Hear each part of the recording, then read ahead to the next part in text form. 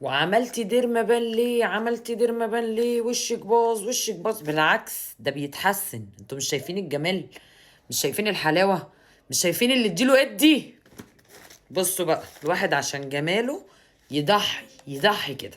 لو هيصرف اللي وراه واللي قدام يضحي كده علشان خاطر الجمال، ويستحمل التضحيات دي. مش فلوس بس، ده فلوس ومجهود، بس عادي بيبقى على قلب الواحد كده، يعني على زي العسل.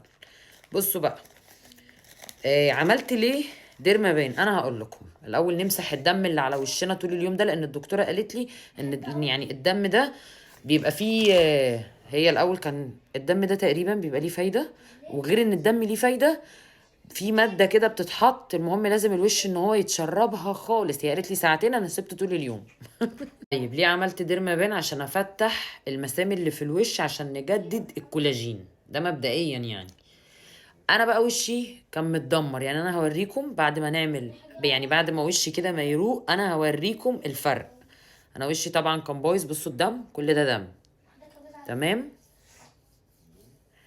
اه وشي، بصوا والله العظيم ده دم، بس دم بايت لان انا سايباه طول اليوم. الميزو سيرابي ده بقى اللي بيتحط في البشره، بيخلي بقى البشره كده بيدخل بقى ايه جوه البشره كده من جوه، عشان البشره تستفاد بيها اكتر، اللي هي الماده اللي الدكتوره بتحطها. شايفين؟ انتوا اكيد شايفين. انا طبعا بمسح بميه، لان مش هينفع احط خالص اي حاجه على وشي، ولا ميك اب ولا اي حاجه.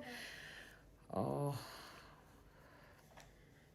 بس باين اهو الفرق كده من دلوقتي، ما شاء الله، الله اكبر. اديني بقى اللي هستفاده من الديرما بان، هيقفل لي بقى اي مسام في الوش، اديني نضاره، اديني بقى هيضيع لي اثار الحبوب اللي انا كنت بعاني منها مؤخرا، هيوحد لون البشرة، هيديني نضارة، هيديني حاجات كتير قوي. هي دي فايدة الديرما بان.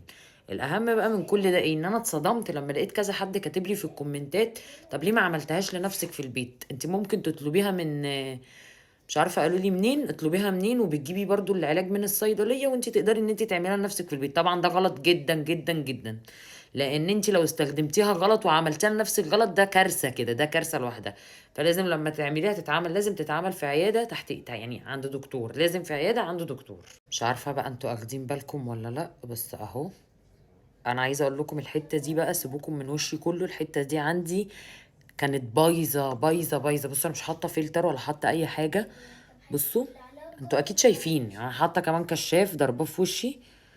شايفين؟ كل ده كان عندي هنا، كان بايظ اكتر كمان من هنا، يعني ما شاء الله. بصوا ده لسه بقى، يعني لسه كمان. طبعا بقى انا مكتوب لي على علاج كتير، بس اللي هاخده خلال اول 3 ايام البرشام ده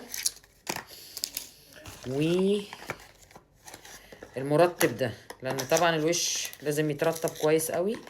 فهنرطب وهناخد البرشامه، هنرطب بقى البشره كويس جدا.